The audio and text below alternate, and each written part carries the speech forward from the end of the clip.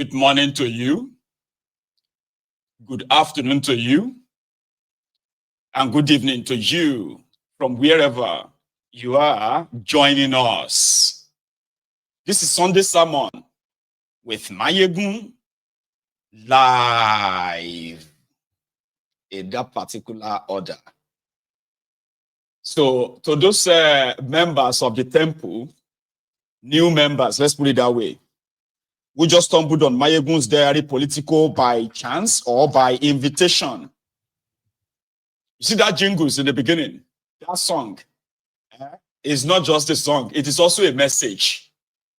And it is a means of calling all the Templars, wherever you are.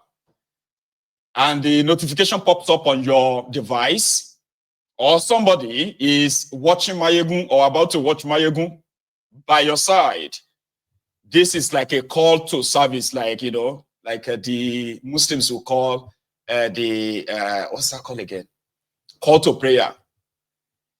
The song that opens up this conversation on Mayegun's diary political is an invitation song. Mayegun today, Anie Sunraki, Mayegun today. Do you get that? Get used to it. Or better still, once Mayegun pops up, you can just not watch it for the first 5-6 minutes. And then you can join later to watch. Whatever works for you. If you're watching a replay on Mayegun's diary political, you can skip the song if it's boring to you. But don't ever, condemn it. Don't call it boring if your life is not boring already. Okay? It's not forced on you. And it's never going to change. Because it is also part and parcel of this broadcast. Having said that, brethren, read the caption of the broadcast. Read the description of the broadcast. Like it. Share it. To invite your friends and your not so friendly friends. And tell all of them the same thing. Mayegun today. Today, we are having our Sunday sermon. Sunday sermon on Mayegun's diary political used to be every Sunday, but lately it has become almost once in a month program. It is a no holds bar session on Mayegun's diary political. No holds bars, which means I am going to say things that those who love to be politically correct are likely not going to be comfortable with. Okay? So if you know that you do not have this, thick skin to take in what will come out of Mayegun's mouth, I always kind of like advise, the viewers not to watch. Because if you come here to come and do political correctness, you see, there are people or there are parts of the presentation that will require me to call people by who I see them as, and I do not hold back. So do not come on to Mayegun's diary political to begin to look for respect for criminals. Okay? Do not come to Mayegun's diary political, to expect some regard for, tribalists and all that. Don't come to Mayegun's diary political on Sunday to defend your pastors, or to come and defend your imams, or any other people that possibly pops up in the conversation. You self go collect, so, I always love to advise people beforehand. You understand now? So if you are not comfortable with Mayegun's style, maybe you are actually not supposed to be here. Okay? Do not come to Mayegun's diary political on Sunday or any day at all to tell Mayegun what to talk about or what not to talk about. You get that now? And if you misbehave, if you start acting like a nuisance in the comment section, there are people walking about with spanners. Nobody will hear you again. These are just the caveats. And I love to remind everyone on Sundays, especially our new members. But everything else, right, is a free-for-all. Today, you see, there's something about Mayegun's diary political. We are not claiming to be saints or to be perfect, but we are also not going to push propaganda, lies. That is why you possibly will love Mayegun when Mayegun is talking about the people you don't like. Oh, we are going to agree on this. Say, God bless you. This guy gets sense. Man, I love this guy. I love his, man, you know. People have said that to me a lot. Only for them to change their mind later, because when I started talking about the people they like, but they are horrible people, criminals in their own right, then they don't like me anymore. My friend, you shut up your mouth. You are a coward. You are Afonja. Some of them don't call me Afonja. They used to like me until I kind of touch, you know, the people they love and respect, even though they are criminals too, in their right. So on Mayegun's diary political, I always remind my own listeners. I don't call you my followers. You are my listeners. You get it now that you do not owe me anything. I appreciate everyone that says, oh, I love this guy, I love Mayegun. They've always been there. The real Templars. You get that now? But I always remind them, you do not owe me anything. Because that you claim to like me for some reasons will not actually control what and what I will talk about or I won't talk about. So, in order not to feel so disappointed in yourself, when you say you like Mayegun, you have to like and love me unconditionally. You know what is that? Unconditionally. That means you know they attach any condition.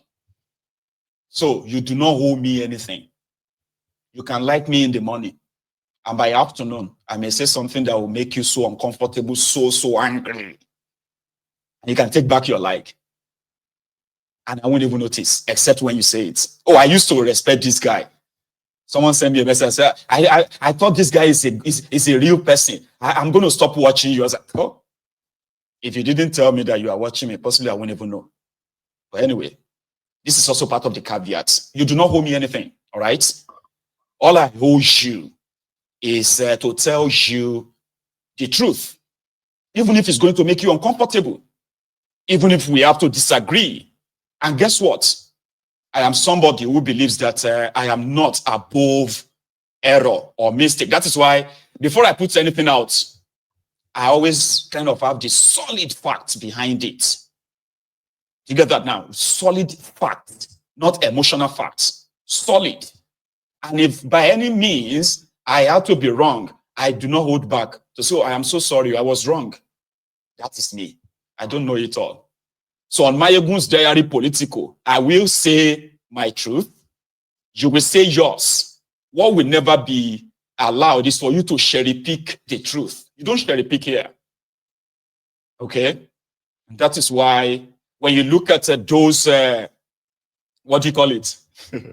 When you look at those who don't like Mayegun that much, there are those who are offended by the exposés on Mayegun's diary political. And finally, too, I love to remind everyone, I am not a human rights fighter. I'm not a freedom fighter. I am not a journalist that you are looking at like that. You can call me, a citizen, sort of right. I coined the name. I prefer you to call me Mayegun. All right? Just call me Mayegun. No others. I am not here to fight for your freedom. I am not here to fight for your rights. If you can't fight for your rights, move away. Let me kind of see the front and meet those who are ready. I am here to encourage enough of us who are victims of that contraption to possibly jettison all our own selfish interest, find the common ground, and face the common enemy. And that if we have that sizable number, we are likely going to change the course of our own history. I am not here to fight for you. If you can't fight for yourself, go to hell. If you are that crippled, I mean, if you're that, crippled in mind and all that, that's your business. So do not come here to think that there is this ethic or guidance and laws. No. I write my own rules. You get that now? And so far, so good. I've found a lot of like-minded people who believes that all of us have a common enemy. And that is the establishment, which housed all tribes, ethnic, religious, and what have you bodies in that contraption. So if we manage to get that number, right? So no one is going to come and take the glory of anything at all. So it's going to be like a collective fight.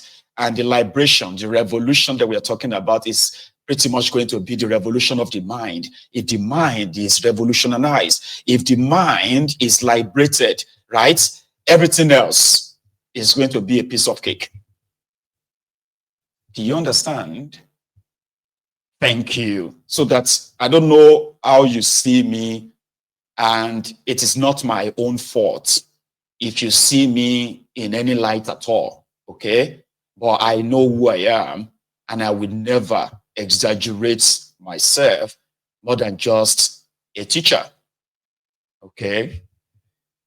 So, brethren, Davido is the latest punching bag for the Ronukus because of what he said to a podcast host in America. David Adeleke, popularly known as Davido, is an Afrobeat star from Nigeria. He is actually a Nigerian ambassador. If you are looking at those who are portraying Nigeria as a nice place, good people, loving people, hardworking people, achievers, Davido would kind of top the charts. Those who destroy or are destroying Nigeria, your criminal politicians, your pastors, your imams, your traditional leaders, your local leaders, and then their foot soldiers, the crumb eaters, the crumb chasers, the ass lickers, the all risers. Those are those who are actually, destroying Nigeria image abroad.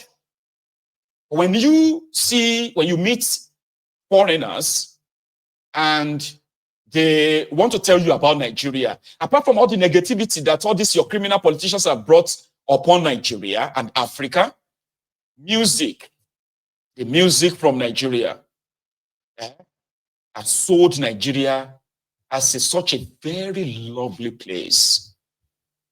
You see a lot of them who fell in love with Nigeria because of Wizkid, because of Davido, because of Fino, because of all of these your stars from Nigeria who have brought great publicity, great positivity to Nigeria, from abroad, from all over the world. These are guys who are mostly self-made. Thank you, Jerry. I know I was expecting the people with spanners to have come around. Mr. C121, who will kill you there. Disappointed in me with what I said days ago. Who kill you times 1,000, 1 million. I just told you right now that I didn't appoint you in the first place. So if you ever feel disappointed in whatever I say, now Ogun go kill you 1 million times. Why do you think I have to care whether you are appointed or you are disappointed in what I say? Why do you think I have to care? Oh, because you are watching, will kill you times 1,000 times. I know my spanner men will be here soon. Sure you get. And the moment I cut your useless, comment, I didn't ask you to be appointed in me. It's heaven a word. Appointed, disappointed. You're mad. If you are disappointed in me with whatever I say on my Egun's Diary Political, the best you can do is what? Stop watching me. Unsubscribe. Remove yourself. It saves you a lot of stress. Honestly, you don't know. It saves you a lot. Anyway, the Nigeria economy, which has brought so much hardship, poverty, corruption, what else? Terrorism, where Nigeria is now considered as the poverty capital of the world. These are obvious truths. Okay? In Nigeria, the number of, the level of poverty is currently put at over 80% of Nigerians are living below $1 a day. Like, people are so wretched in Nigeria that the number of, normally when you have big number, it should have been a blessing when you have a big population. See, we are 200 million people. Wow. That should be a blessing. Any business all over the world would want to be in such place if the economy is fine. If the people living in that place are not wretched, poor, where they can afford basic things, you can sell anything where you put for that place. You go, they sell like, you know what I mean? You can become a multimillionaire once you go into such economy. It is like America. There are poor people in America, with the population of about 300 and something million people, right? If immediately you try to create a small market or try to solve a solution in such economy, you can become a multimillionaire in America within a year or two.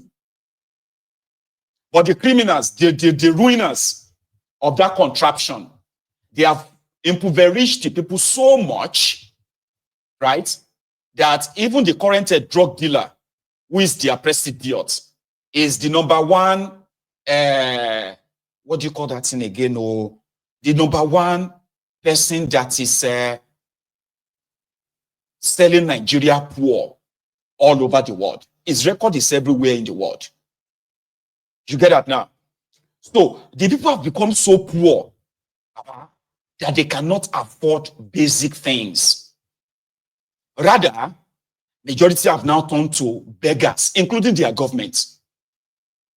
So Davido, who has his own, he has his own football deal, you get, is a privileged child, no doubt, but very much hardworking as well. If you have anybody that is working like, say, in the poor person, Davido is the son of a billionaire. He is also is a nephew to a state governor, a godson to a state governor. He himself is a multimillionaire in his own right, which means somehow is among the top 5% of Nigeria, the elite. But you can pretend, you get now, that you are okay while you are existing in a shithole where a country after 64 years of independence could not boast of electricity, no medical care. Oh yeah, no medical, no educational, infrastructure. They do not have any proper rail network transportation system. No. Their roads are, they are filled with, death traps, they call it. Terrorists are controlling almost half of the country. Areas called ungoverned areas. Now, you see, Davido is not in that category of those who feel most of these things except for the bad roads. He's got his own Popsy's private jet. He flies everywhere he wants to. And he can afford to fly on higher private jet without even using his own father's jet, right? He is driving about in the most expensive, exotic automobiles. Most of them he bought himself. He is a privileged child that his own entire family do not know anything about poverty. Okay? Then he is an American. So it was on this podcast show in the US. And the Americans, currently, some of them are saying they want to leave America. Yeah, they want to leave America because of Donald Trump. And some of them who are blacks, they are contemplating going back to Africa. And with the likes of Davido, who have sung about Nigeria, who have sung from Nigeria, who have kind of like made it out of Nigeria in the music industry to the international stage, who is the person to ask about Africa other than somebody like that? And of course, he was very honest, very, very honest. Now listen to what he said and tell me if he lied, because the Ronukus will like somebody to lie. Typical Nigerians want you to lie and tell the world that Nigeria is the best country in the world. You know, you do say that. Some of you do say that. Nigeria would have been the best country in the world if not because of bad leadership.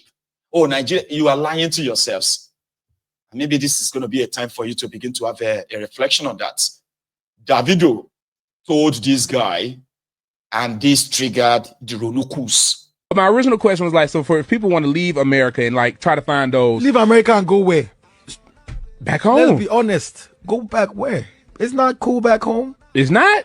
Just, I mean, my country now is in the economy now is in shambles. Like, but if okay, so if people are leaving, I do my part. Yeah, I'm an ambassador. So when I go home and I'm filming and showing, I'm not gonna show the bad parts. I ain't gonna show all the bad parts. You're not gonna try to slum. You're not gonna show the trenches. No, I go to the trenches. Yeah. I film the trenches, but I'm talking about the situation in the country. Yeah.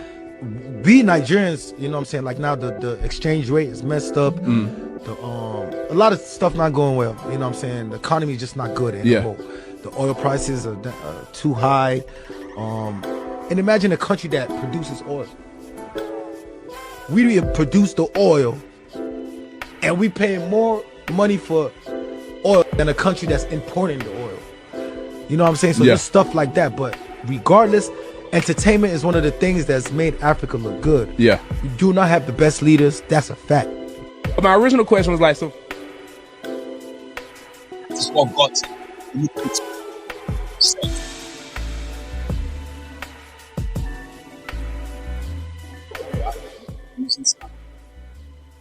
It's going to be awkward if I'm talking and then you are hearing this sound behind. Tell me, how does that sound? Hang on.